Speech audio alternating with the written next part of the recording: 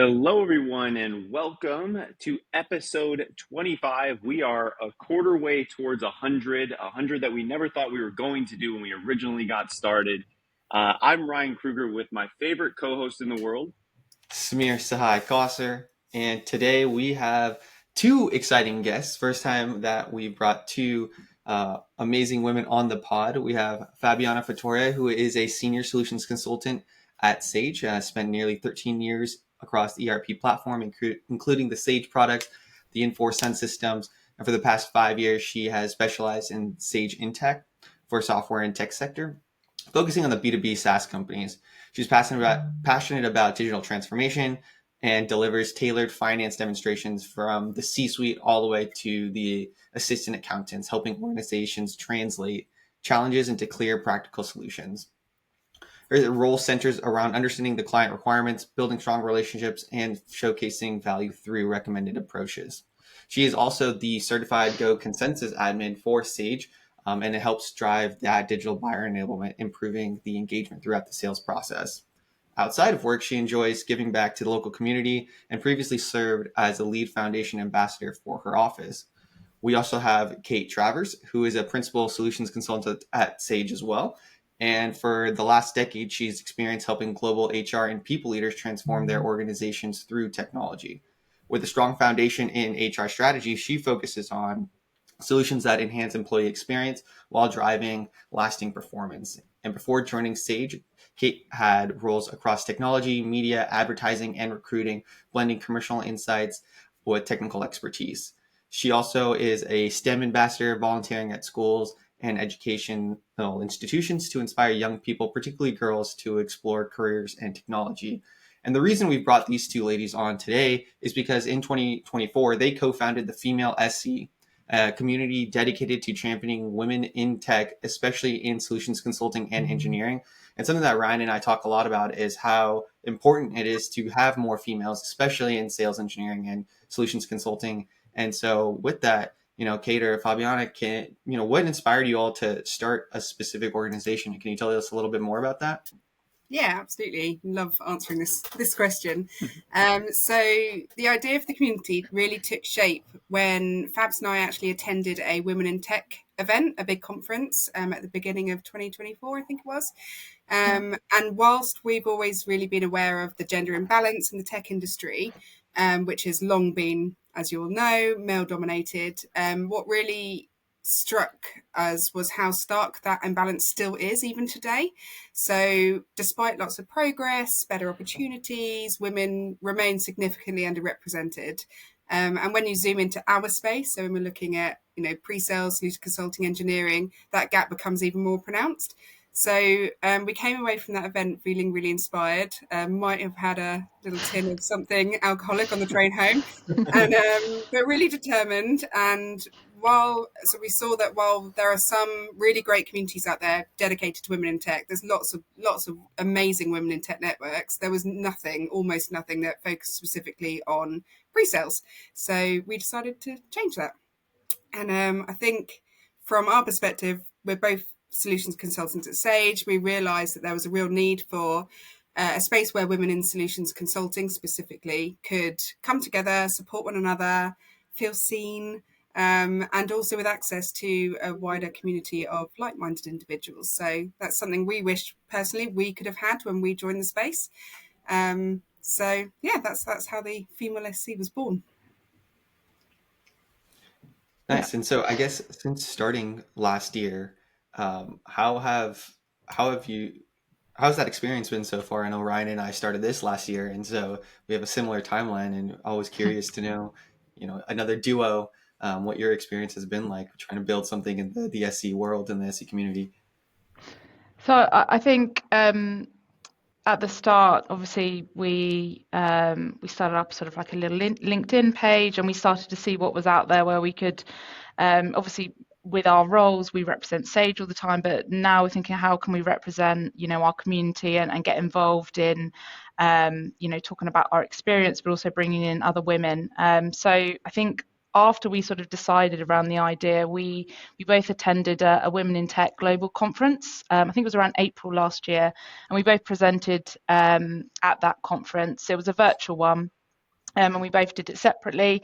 So that was kind of the start. And then we got asked, actually from Go Consensus, who at the start, we use that within Sage, their software. They do an event every year in London called Demo Fest, and they actually invited us along to represent the female SC and put on a bit of a panel, like a fireside chat. And we reached out to our network to see, who would like to be on our panel. So that was something Kate and I had never done before, so very much out of our comfort zone. But we really enjoyed it. We had really great attendance, and the feedback was really great. And also the women that we did have on the panel, they were so eager to get involved in other things, but also it opened up a door for other women to also, do something that was out of their comfort zone, because usually you're doing it it's for work, it's for webinars, it's on your subject expertise, your area of whatever product or solution you're selling. But this was all about everyone's different experiences, whether it's being in a team where you're the only female, or whether it's you've gone off and had children, the experience that you've had, things like that. So all sorts of variety of different topics that we covered, and that was really just the start. And then we started to even people within our office, although there's all different roles, and although it is predominantly around sort of solution consultant pre-sales, we had other ladies coming up to us or reaching out to us on LinkedIn and going, I'd like to get a bit more involved in sharing their story, sharing their experience, because we're all in tech, and just listening from different sort of backgrounds and experience that they've had over the years. So that was a sort of start. And then we did another virtual talk with Demo Fest.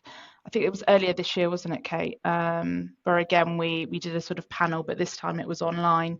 And it's sort of grown from there, and we've gone to other pre-sale communities where we've just learnt that we're not the only ones in this boat. There are so many other women out there that have experienced similar things, but they just didn't really have a network dedicated to their role where they could a safe space to speak out and just learn from each other, really. And that's really how, as Kate said, how we started this and where the idea came from. We're only getting started, really. So it's only just over a year that we've been kind of live. So we're excited to see what comes in the future.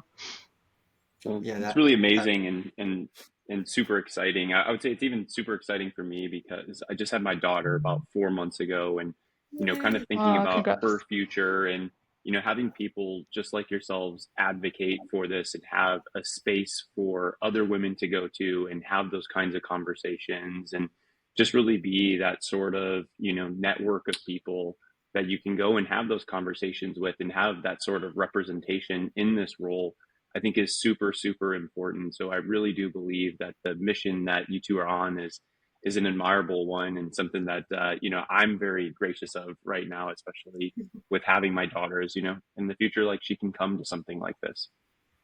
I think one really interesting part, just to add to Fabs's response, is probably exact same as you guys. We work full time, so we're just doing this as a bit of a side hustle, but finding the time to do it, we don't actually have the time to do it. So we're doing it, it's a passion project, and we want to do it on our own time, and all the prep we do is in the evenings or just before an event. And I think when Fabs was saying, when we got asked to do Demo Fest, they originally just asked us to present, and it didn't feel right. It didn't feel right that we would be presenting when we were actually just trying to build a community for other people. And that's when we decided a panel would work really well. And since then, we've done online, in person, we've done a London event as well. And everything has been panel based, because that's the only way to, it's not about me and Fabs, it's about the people in the community. So we found that model really exciting and a bit more disruptive. But you, as you will know, you're sort of just playing it by ear and seeing how it goes. So who knows? It could even evolve into a podcast with our Share Your Story series. So we'll see. And that's the thing, for some, as I said, for some women that maybe are unsure whether they want to do do a bit more presenting or do like a panel. Kate and I were hosts last year, and that was quite nerve-wracking. We had the microphones, we had our sort of script, and we dry run and all of that, but it was still out of our comfort zone. So I think having that platform to bring in other women to be able to go, oh, actually, I don't know if I'm going to be good at that or whether I'm going to enjoy it. So I think that's really great, because we haven't always had that. Yes, we get asked to do webinars or do talks, but that's normally on an area of your expertise. But I think the fact that you can bring in other people, and as Kate said, it's not about us, it's bringing others to the forefront and let them shine and see what they can do and get out of it as well. That's the real purpose here for the community. I think that's how I actually came across you two, was Demo Fest London, because I was there as well, and I saw that on the schedule. I popped in a little bit, and then I also saw the virtual event, and I was like, hey Ryan, I came across these two women. We should figure out how we can get them on here so that they can talk about what they're doing. Because to Ryan's point, I work with SE teams across the world, and there's some organizations where it's like there are 15 people on this call and not one woman. There's something wrong here. And even Ryan and I have been on the same team where it's like there's 5 men here and there's like no women, and we've like talked about it. We're like, well, how can we go in and find more women to bring into the role itself? And from your perspective, what are things that we can do to help encourage more women to take the step, or give them opportunities, or like as males in the industry, right? Like how could Ryan and I support getting more females, getting those other voices in the space itself? Great question.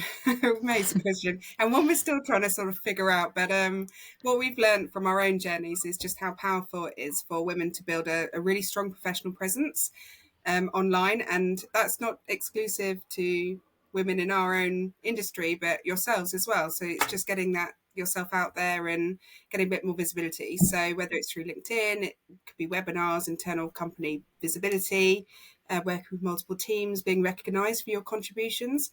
So these platforms, those opportunities can genuinely help advance and progress the careers of people who, most of the conversations we're having with community members is, what do I do now? Where do I go? So where we are, of course, supporting women, we're very inclusive. So if you're binary, if you're a male ally, we want everyone to be part of that community, because one doesn't help without the other, or you can't actually feed each other without the other. So it's all of the knowledge. And I think from the conversations we've had with male allies is always just to give them a seat at the table, give us a seat at the table, make sure that you're helping us spread any awareness or any success or contributions. It should be like for like. And I think there's one of my a good friend of mine, and she was actually on our panel earlier on this year. One of my favorite quotes of hers is that a candle loses nothing by lighting another candle. That's it. So whether that's anyone in the industry, that should be the go-to. And if some people have got career aspirations or they want to go places, then help them and help each other, and it will always come back. Whatever good you put out there will always come back. And yeah, women definitely, as an underrepresented gender in this industry, need that more than ever from both males and females. And yeah, male allyship always. Yeah. And I think also, believing in yourself, because if I go look at, nearly 9 years ago, I'd never done sort of a sales role before. I was in, when I first started out in software, I was in implementation. So yes, still customer facing. But when I joined that team, there was only me and one other woman, and she was more technical. So my journey has always started out of being, majority surrounded by men. Great mentors, yes, but always thinking, well, why isn't there more women coming into these roles? What is it that is about sort of software that maybe is a bit daunting for a woman to think, oh, maybe I don't have all those skills, I'm not going to go for that role. So it's also that, is believing in yourself more. And you always hear this term imposter syndrome, but it's that confidence piece that I think naturally sometimes as a woman you think, oh, I can only do half of that on what they're asking for. I'm probably not going to go for that because, you know, you're scared of, oh, maybe I won't get it. But I think having done this, you know, that being part of this community the last year, and also, you know, reading up on things and learning from others, it is about believing in yourself and pushing yourself out of your comfort zone. You know, I go on experience thinking, oh, I used to hate presenting at university and I used to hate doing things like that, and now I do that for a living. But it's because I pushed myself, and I thought, you know, you don't know until you try, right? And I think having the community that we have is encouraging people, women that maybe are a little bit less confident, to be able to go, you know, if they did do a panel, you know, for the first time, that would give them that confident boost. But also, you know, having that support from their managers or from their wider network, as Kate said, it's having those male allyships to help support us and champion us and go, yeah, great, you know, that's really good, or giving us those opportunities as well, and time. As Kate said, you know, a lot of this is we're doing it's a side hustle from our day job, but it's also, you know, having, you know, mentors or managers giving you the time to be able to work on and develop, you know, other passions that you might have that are slightly outside of your day job, but will also help with the day job as well, because, you know, we're all sort of customer facing, so anything more you can do around sort of presentation skills or anything like that, I think is gonna, you know, reward that person and also help them in the long run. I also I think think the male ally role, sorry, just to add on, traditionally it's just been someone going, I support women in tech. You know, of course I am, you know, very diverse and I believe in equals and all the rest of it. It's not that dude that's standing up in the room saying that he believes in that. It's the one who is reposting their colleagues' LinkedIn post or making a comment or helping them, because actually when women are seen, they feel empowered, and when they're empowered, they can lead. And female leaders are really powerful role models. We've both luckily had one, maybe, which is crazy, the amount of jobs we've had, and only one maybe leader that's been a woman has been more influence in our own careers than all the men put together, which sounds awful, but just because they're so great at what they do and they're empowering other people. So it's about creating those opportunities, elevating that woman's voice, and showcasing their expertise as well. Kate, I really like what you said too about this idea of, like, you know, one candle lighting another doesn't dim one down. And I think, unfortunately, something that I see all too often in larger groups of like pre-sales organizations is somebody gets help from somebody, and then next thing you know, like, they do some really good work, and then that person's getting the praise for the work, and they're not actually like propping up the person that originally helped them. I think it's just an area overall that, like, you can really establish a really positive brand internally at a company by always making sure to go the extra mile to giving somebody the kudos that they deserve as a part of what they did to help you out. You know what? Actually, I jumped on a call with so and so, and they helped me just like take another look at this. They actually helped me build this deck, and I want to just give them a shout out for this. I think, like, when you start to do those things little by little, it not only empowers every single one of those people to do better in their role, but now it empowers them to also think about doing those things forward as well. And that's something that I think is like really a positive impact that you can make on a team. So to, like, anybody out there listening today, like, non-gender specific, just give people the kudos that they deserve, and it will make everything better. And you'll find people will help you out because they'll go the extra mile for you moving forward. They'll say, oh yeah, when I help out Ryan, I know that he's actually going to go tell senior leadership about what I did to help him do. And I think that's something that's really important. And I like that idea of, like, the candle not dimming the other candle as it lights the other. Absolutely. Yeah, I mean, agree. and you do, I mean, it's not just males, it's women as well that don't always support women, and girls that don't support women, and men that don't support men, and it's toxic. And actually helping each other, it takes longer, but it builds up credibility and it builds up more respect, and over time that will come back. And it can be painful. No one can really control who their colleagues are sometimes, or, you know, what teams they're going to move into, or just starting a company. You meet your manager, but you don't really necessarily meet everyone else. So if you can just stand by what you believe in, and knowing that if you're just always going to help, that's as best as you can do. And hopefully it comes back and helps you later on.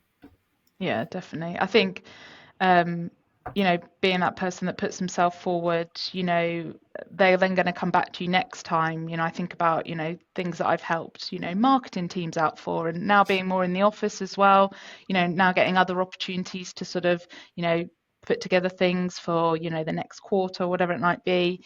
I've got something coming up that again is going to be slightly out of my comfort zone. That's going to be recorded a bit like this, not a podcast, but a fireside chat, and it's going to be recorded in our little studio in one of our other offices, and it's all to sort of help with Q1 and all around AI and finance and things like that. But again, having not built up that relationship with that person prior to them asking me, they wouldn't have known, oh, maybe Favs would be good for that. So again, I think all that, the kudos, always, willing to help or give help, people are going to come back to you next time. So yeah, I'm all for that. As long as I'm guilty of overwhelming myself and saying yes to too many things, as well as my day job. But as we've said, I think in the long run, it will be rewarding, and maybe open up other opportunities as well. So I think it's all for the good.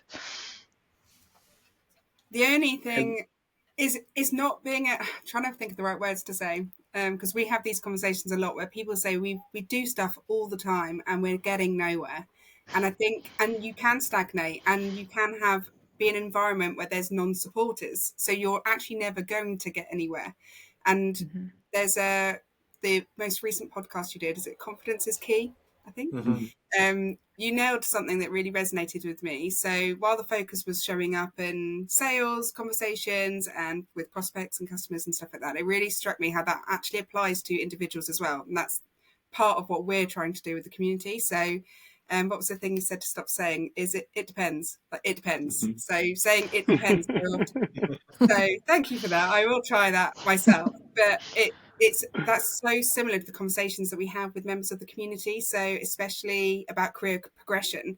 And honestly, the amount of conversations that start with it depends. So it depends on whether my manager stays or leaves and opens up a role, or it depends on the direction the company takes, or it depends on whether they'll consider me for a promotion because I'm planning to have a family. Like, crazy statements, when actually, if you break those down, it's really shocking, because those aren't career plans, they're conditions. They're not in our control.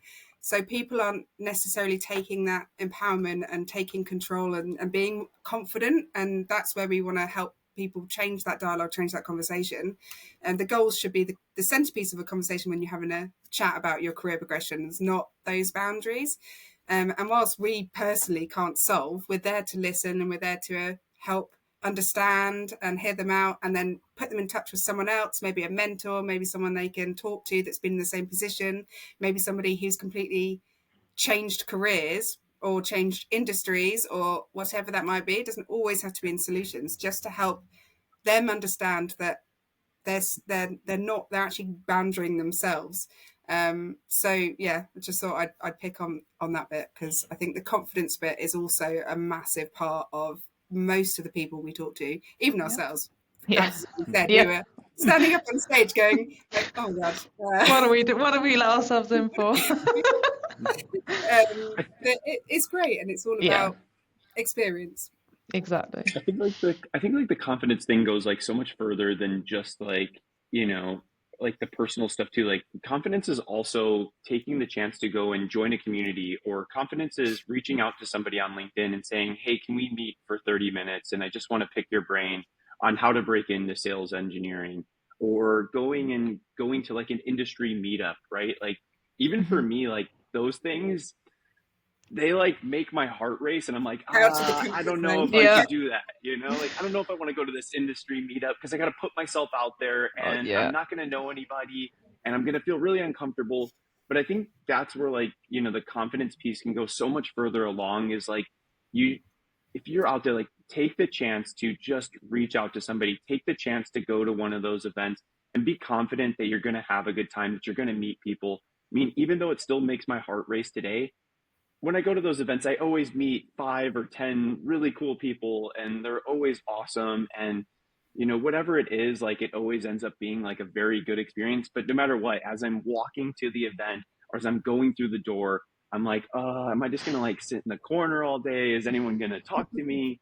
But yeah, I think like that's a really important thing because breaking into sales engineering is hard enough, let alone like taking the next step in your career to get a promotion or to advocate for yourself to go and speak at a fireside chat. Like that's where the confidence piece, like you have to really feel propped up on. And like for me, it's something that I felt like really helped in my career was just having really good mentorship there, of having somebody that would, one, advocate for me internally, or two, sit me down and say, Ryan, I think you should be doing this stuff. How do we get you to start this? Or have some good friends like Samir that push you along the way too, to say, hey, dude, people want to hear what you have to say. Just start putting your voice and your content out there. And those types of things go so much further along. And so, like, find really good people to be like your base at your company, and even your people just in your like everyday sort of aspect too, that will push you along. And I think that's where Kate and I, that's where we bounce off each other and we encourage each other, because I don't think I would have been able to do this sort of thing on my own. So having Kate there helps, and yeah, we can bounce ideas off each other. We can moan together. We can, give each other, boost and encouragement, and and I think one of the things around, those networking things, I also find them quite awkward and a little bit like, because you don't know anyone. But again, Kate and I have gone to ones together, so it's like safety in numbers.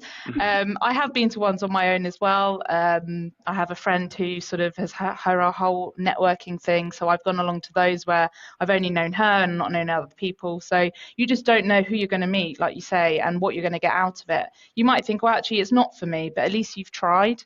And I think that's the key thing. Just going back to, you need to try things if you do want that next, to get to that promotion or get to that next stage in your career. If you don't try, you never know.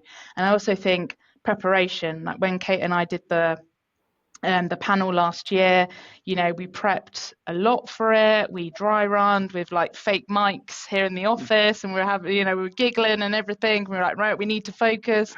But we know in our roles as well, and you guys will know, preparation is key, and knowing what you're going to say in your area of, subject matter and that. But I think, and having fun along the way, right? It's, it's important as well to sort of encourage each other. So yeah, I do think that having Kate there has helped massively. Ditto. Totally. That prep thing you were talking about, because we could do a demo on our heads, like now looking at a screen, probably just like clicking. Yeah. No problem, totally confident. Put yourself in something else that you're not used to. Yeah. Everything goes out the pan. It's just, totally different environment. But yeah. All fun. It is. Kate, you mentioned something about noticing if your career area was stagnating. And I kind of want to pull on that a little bit. You both have been doing this for over almost 10 plus years. And your experience, like what things have you noticed where it's like, this is kind of feeling off. Maybe I should be looking for somewhere else, or this is like giving me the ick, or there's some toxicity here. Like, what are some things that we should be looking for to start to pay attention to notice, or you've noticed, I wish I'd figured that out a little bit sooner so I could continue to progress my career? Fabs, where do we start? Yeah. Do you know what? I strongly believe that the place. Just consolidating. So a lot about any job that you're doing, any career that you're in, is usually your manager. So if your manager is good, people stay at companies now because of their manager, not because of anything else. It's because they've got a supportive person that can help them with their goals and listens to them and is a great leader.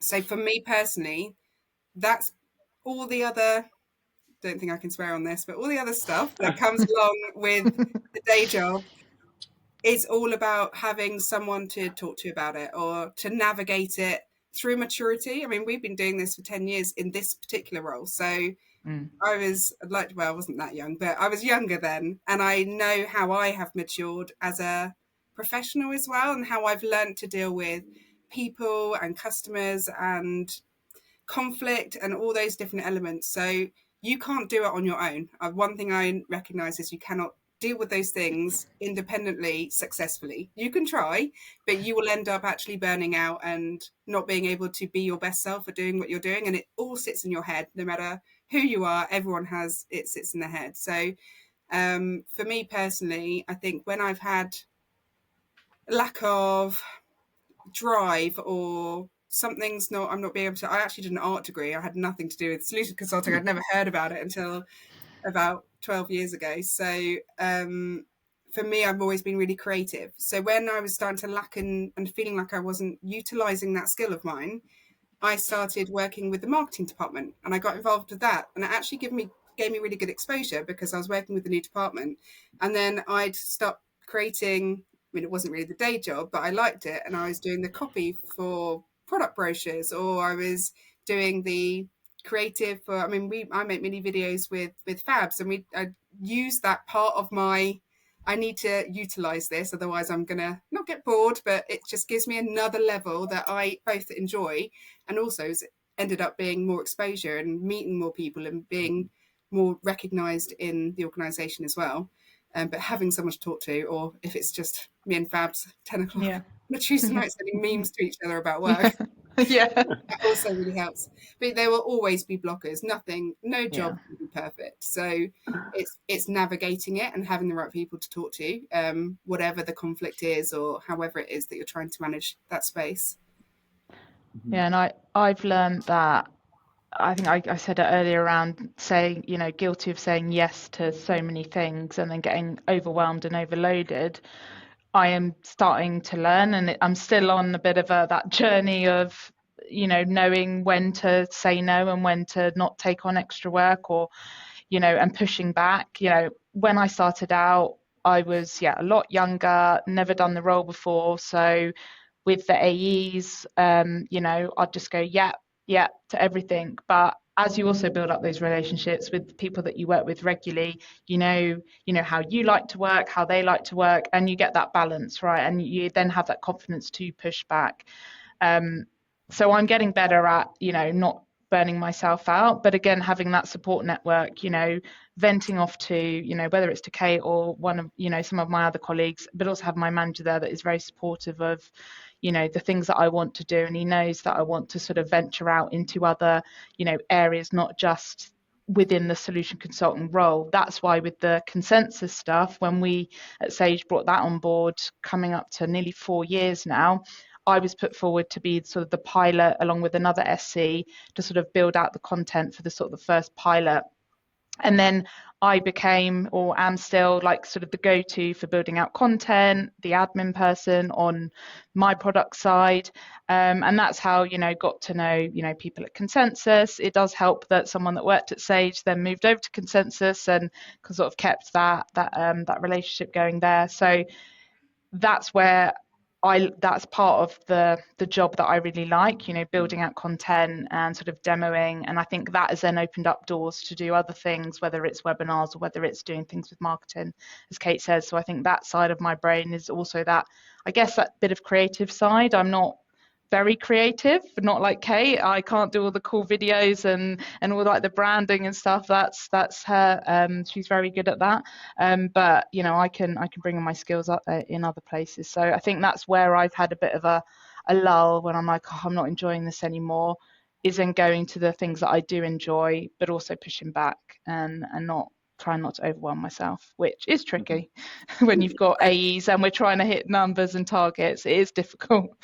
But yeah, that's what I've tend to, from my experience anyway. What about you two? What would you respond to the same question? Ooh. I mean, I think earlier in my career, I undervalued the power of a good manager. When Ryan and I worked together, we had an amazing manager who really pushed us to go beyond our comfort zone, kind of notice something in us that we didn't necessarily notice ourselves. And he started pulling at that. He kind of saw a little thread and he kept pulling it, and he's like, oh, the company needs this. I think you should go throw your hat in the ring. And like, after experiencing a manager like that, I was like, oh, this is what great looks like. Mm-hmm. And it's hard to understand that if you've never had it. And when you have someone who is like, oh, I see, like I have a little bit of creativity and wanted to build out my own personal brand. And that's all I had in my mind. And I told that to my manager, and he's like, okay, here are things you can do, and help me lay out a plan of explicit stuff. Oh, the company needs some blogs. Why don't you go write a blog about something that you're interested in? Like, go run with it. Wrote something, he edited it, we went back and forth, and he's like, all right, this is good to go. Let's send it over to marketing. Got published. Awesome. Oh, you're interested in doing webinars. I know that we're about to go do these for the next few months. So because of his insights of what was going on at a broader level in the company, he was then able to connect the dots for us. And he did something similar for Ryan. Ryan developed a whole internship program for that company, like a whole full out, like 6 month, 9 month. It was a big thing, and ran with the whole thing. And so it's like when you have a manager who is talking about you in rooms that you are not in, that is something that is almost like can make and break your career. Yeah. Yeah, For I sure. would definitely like double down on what Samir's saying here, because like especially for me, like I feel like being on the sales and pre-sale side, I can get into these habits of being so performance driven, of just like, let's go get numbers, let's go get numbers, let's go take down deals, and just kind of start just operating like that all the time. Like, let's strategize, let's figure out how can we win this deal, how can we win the next deal, how can we win it more effectively. And so then like you get stuck into this like loop of that's all you're doing is just like generating revenue and selling, generating revenue and selling, and doing your demos and building champions and all of those great things that have to happen for a deal to cross the line. But like if you want to start thinking about your career more strategically, like having that manager who knows more about what you want to do in your career is helpful for them to then pull on those strings and say, hey, I know you're in this cycle of doing all these things, but you've told me you also want to do things like this, like speaking engagements, or you want to help out others progress their career. Well, guess what? There's an opportunity. We're actually looking to build out an internship. We're looking to have somebody go speak at this conference. I'm going to prop you up to help you go and tackle those things. And then something that I always like to give Samir a ton of credit for, because this is something that I really learned from him of our experience together, was Samir did such a great job of like going and meeting with all the right people at the organization to help prop himself up to for other things, like going and establishing a relationship with the head of marketing, going and meeting with the head of product on the side in a one-on-one, going and just meeting with our head of sales and getting together. Like those types of things are also really helpful too, because once you establish a relationship with an individual, then you can also just throw your hat into the ring. And if they're thinking of something that you can help out with, then it makes a much easier gap to get pulled in there. So like if you're more creative and you want to get pulled into marketing, well, guess what you should start with? Go start talking to a few people in marketing saying, hey, look, I've actually built out some stuff like this. If you ever have anything like a short video that you want to create and throw on LinkedIn, I'd be happy to do it. Awesome. Actually, we've been wanting to do something like that. Why don't we just put something together? Like you can help prop yourself up by just establishing really good relationships. It's not always on your manager to do those things. I think a great manager will do them for you, but you can also advocate for yourself by just meeting with individuals. And then as soon as you get looped into doing one of those things, you could actually start making a new pathway to doing those things more frequently. And Fabs, it sounded like that's something that you've been able to do internally as well. It's like, hey, I really wanted to start doing this.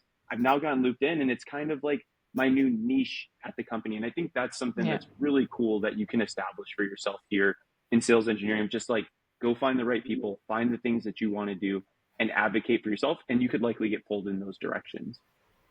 Yeah, the key with something that you're saying, Ryan, is that you're telling other people what you're interested in. And the more people you tell what you're interested in, they will start to, I don't want to say subconsciously, but they're like, oh, I remember I was talking to Kate about something similar. Maybe she might be interested in doing this. And so the more people you share what you're interested in outside your core domain, if you're like, oh, I really want to write a blog. Oh, I really want to record a video. Oh, I really want to go to a conference. Oh, I want to give a talk. Oh, I want to know how does product actually determine the roadmap, and whatever it is that your curiosity is, the more people you kind of share that with, whether it's at a company happy hour. You're just having one-off conversations. You slip it in there. So think about one thing that you're interested in and start sharing it with people. Yeah. One thing is starting the conversation. So we've talked about this with a few people, and they say, how do you just go and talk to people? Because that's not everyone's bag. And they're afraid of killing their credibility, and they're worried that they're going to say something stupid and then come across as something else. And actually, it's that fear. A lot of people have that fear that they just weirdly are so social in some aspects but not in others. And it's a bit like when you do a demo to your peers. Is that not the most terrifying thing in the world? The worst. CEO, whatever it is, you could be the whole C-suite of a massive organization, but your peers, you're bricking it. And it's that fear of credibility and in the workplace, or saying something silly or whatever it might be. So it's pushing forward as an individual to do those things, and why we think that somehow that might undermine how we're actually perceived. That fear is real, and people do have that, and it's holding people back. So one area is just maybe softly approaching it with experience, or how have you done it? As you said, like that experience and hearing people talk about it, it makes it more achievable, I think, for a lot of people. Like it's not as scary as they thought when they got experience, or they can hear stories from other people. But that fear is real. Oh, for sure. Even just being in the office and being in the office more, I've got to know other people, but whether that's I've approached them or they've gone, oh, do you want to go for a coffee? And they might be a little bit, like Kate said, a little bit more scared to sort of come up to someone. And then, gaining on your experience and understanding, oh, how did you do that? Oh, that's good. Oh, I've never thought of that about that. So yeah, it's definitely it helps, and sort of speaking out, and yeah, just having that support as well is really helpful. So that I think would be kind of fun here. I'm actually curious because we're talking about this, so I think we can all be a little bit vulnerable here. So what I'd like to do is let's go around the horn. I want every person to share one thing that they would want to do in their personal life that maybe like they're afraid of sharing, or they want to do but they're like a little bit hesitant to share it. Like maybe it's travel to some place, maybe it's like jump off a cliff, whatever it is.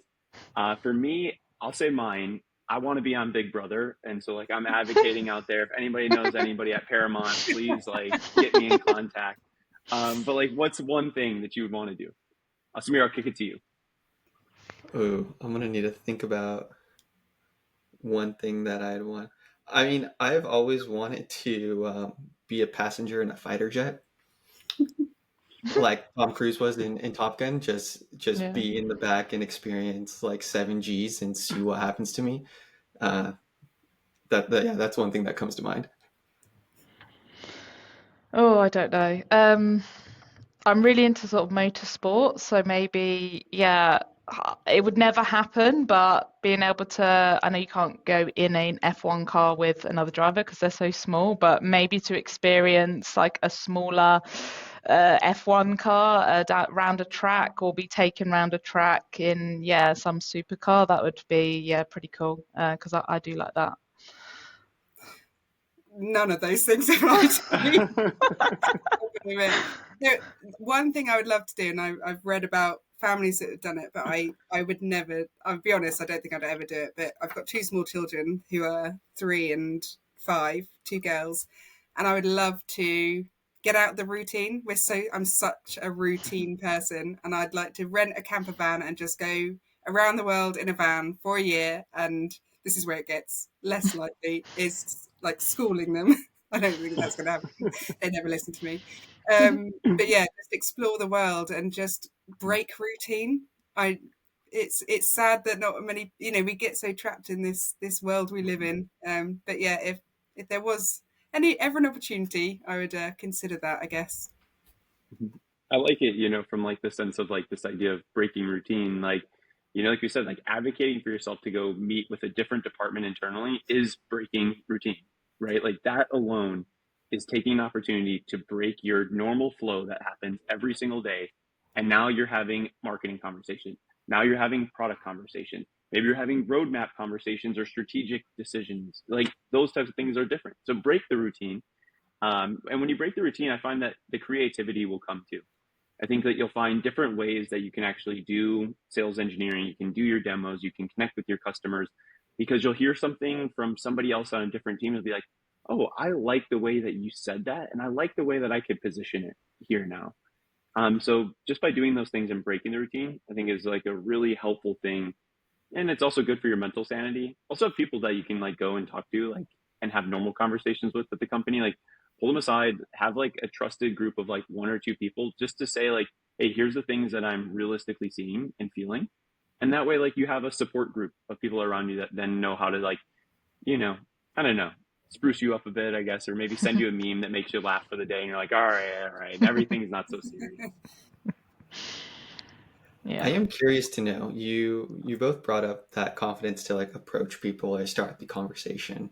And I think oftentimes, especially for me, sometimes it's like, how do I even kick off? How do I walk up to a stranger and just like start a conversation?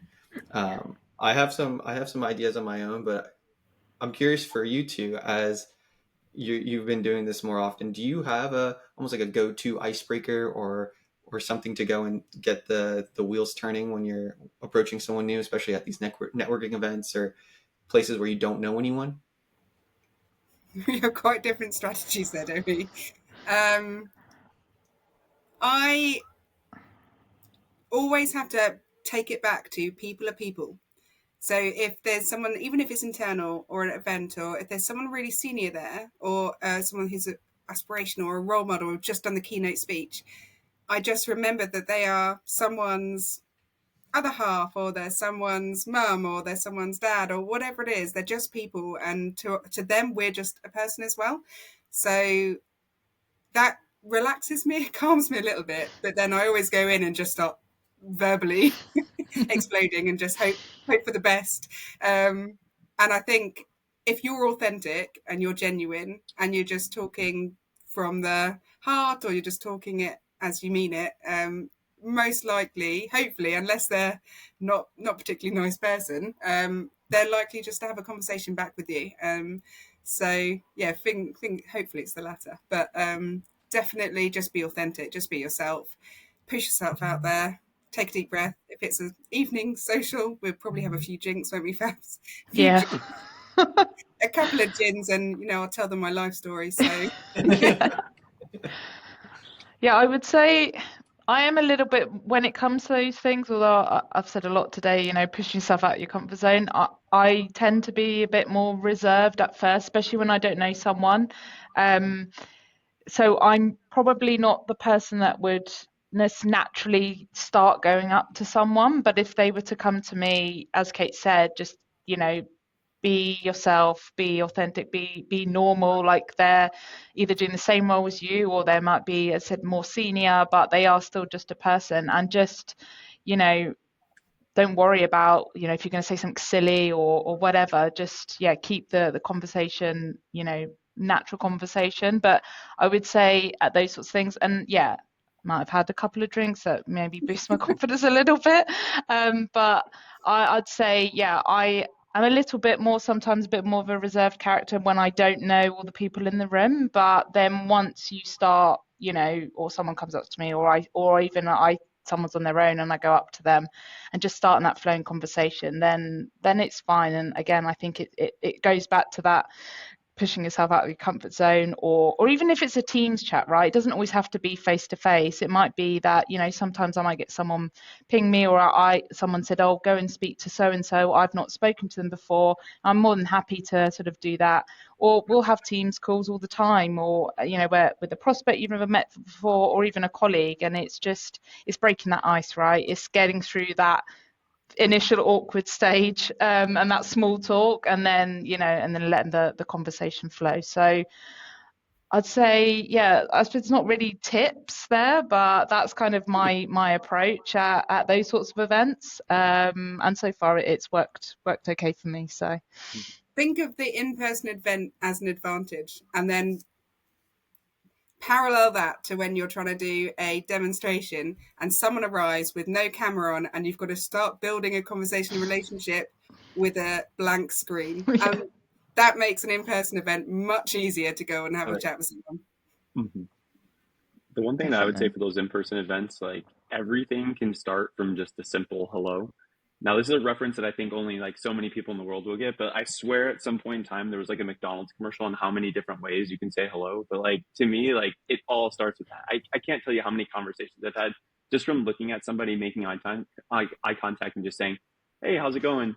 And then sure enough, like a conversation sparks from that. Like it doesn't always have to be something so complex to like go up to somebody and be like, "Hey, I saw that your badge was this, and I saw you're from this company, and I was really curious." Like, you can just really start off by just saying, "Hey, how are you doing today?" And even that alone will help break enough ice to just kick off a normal conversation. And you do that enough times over and over again, and it just becomes honestly second nature. And next thing you know, you're having 5, 10, 15 conversations when you're at these events.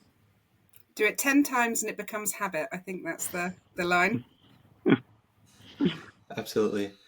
Well, it's been amazing having you two on. And where can people find out more about the Female SC? How can they get in contact with you? What's the best way for those who want to help support do that? Can you share any of that contact info with the people who've Absolutely. made it? So we set up. So we're on LinkedIn at the moment. We've got a company page.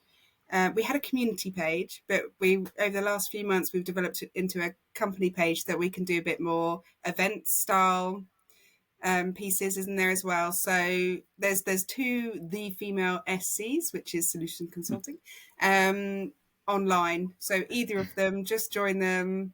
Sometimes we're really heavily posting and it's great. Sometimes we're busy at work. So if you see a bit of a gap, it's just because we're struggling both heads. But yes, mainly on LinkedIn at the moment. But watch this space because we feel a little bit more on our feet now. So hopefully the Definitely. Share Your Stories series will develop into something a bit more as we grow. And if anyone wants to get involved, or if there's any mentors that want to support each other, that's exactly what we're there for. So the wider community.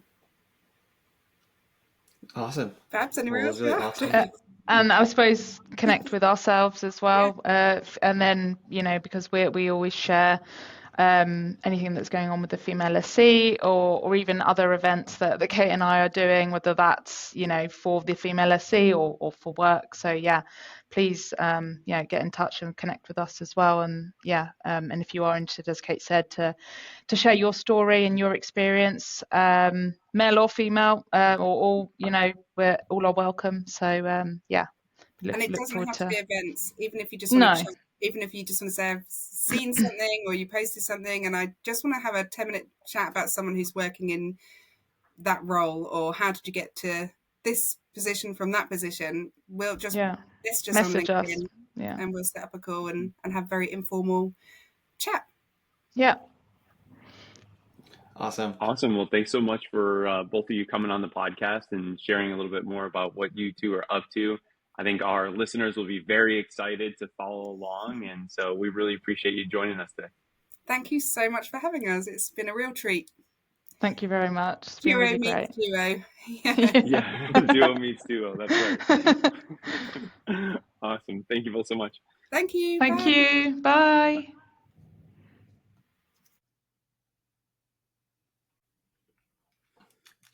Wow, that was awesome. Yeah. Duo meets duo. I like it. That was the first time we've had 4 on the Yeah. podcast, right? Like, if Mhm. I'm not mistaken.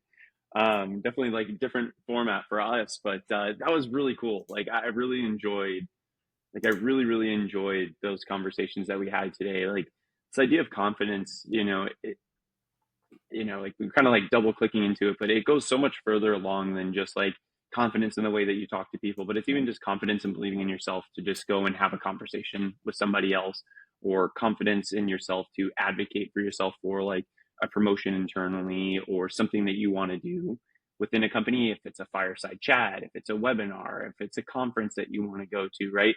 Like all those things do start off at confidence, and like everybody can use more of it. And so I really think what the two of them are doing is just so important too, because we need to have more representation out there. So that way everyone can feel confident, going for the role of the SE, or going to do a fireside chat, or going to prop themselves up for a webinar. Like all those things start off at confidence. And so, yeah, it was a really awesome conversation that we had today. Yeah. And I think the seeing someone else who is similar to you doing something you want to do helps prop up that confidence. Mhm. And oftentimes, like sometimes all you need is to know that, oh, I'm not the only one feeling this way, or I'm not the only one who's trying to do this. Like it's, if another human is able to do it, I like am able to do it. It's sometimes as simple as that. And also knowing that it's okay to feel awkward or feel nervous walking up to someone at a networking event. It is nerve wracking. I still get nervous each time. Over the weekend, I went to a planes, cars, and coffee event. Super cool, actually, where like people flew in their plane. It was at an airport. They flew in their like small planes and their cars, and I knew nobody. I went by myself, and I just walked up to people. And I was like, oh, what do you think about blah blah blah? And just tried talking about the cars, and then eventually introduced myself. And my palms were sweating. Like I had to go and excuse myself. And I think some of the weird stuff is eventually the conversation will like dwindle down. And so part of me was like, okay, how do I exit these things with grace? And sometimes it's easy as, oh, I'm just going to go grab some more coffee, or I'm going to go use the restroom, and you can politely excuse yourself. So if that's something you worry about, hey, how do I take the off ramp out of this conversation?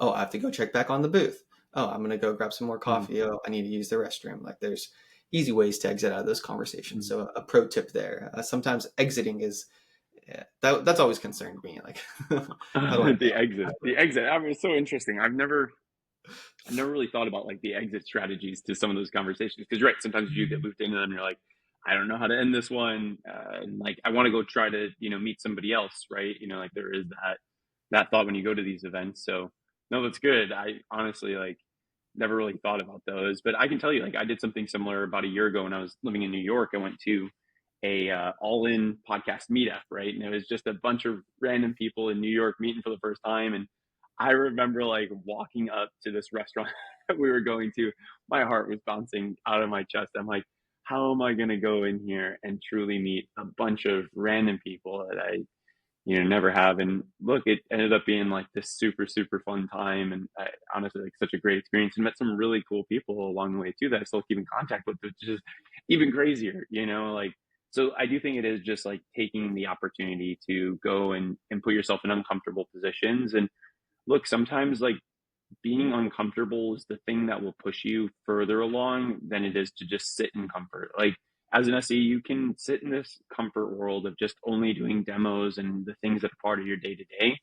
But if you want to move into marketing, or you want to move into product, or whatever it is that you want to do, you've got to push yourself to be uncomfortable and say, hey, you know what? Actually, like the next roadmap conversation we have, I'd really like to get involved in that. Is there a way that I can do that? I have some really good ideas on where I think the product should go based on things I'm hearing from the field. And, you put yourself out there, and maybe somebody says, hey, yeah, of course we'd want to hear your voice. Like you're front line. We'd love to hear it. And then that's all it takes to really get involved in that next conversation. And so I do think like you've got to just find a way to put yourself out there. Honestly, like it seems so simple, but it's so difficult. It's so much harder. But to your point, Samir, like seeing other people just share their stories around how they've done it makes it feel attainable, right? And once you know it's attainable, then you can do it. And so I'm going to sit here and say, look, everyone listening, you can do it. But you got to take the first step. You never take the first step. You never admit the thing that you want to do, it will never happen, right? For me, I want to be on Big Brother. All right. I've admitted it. I've now said it out loud. Okay. It's not the first time I've said it out loud. But that's the first step. Now I probably need to apply and do all those other things. But look, at least like I'm putting it out there into the universe, right? Maybe the universe will respond. All right. With that, another awesome episode. Quarter of the way there to 100. And quarter of the way there. Or 50% to 50. Hey, okay. Glass half full or glass quarter full. Which way you want to look? 100% to 25. All right, everyone. You got me on that one. You got me. All right. See ya.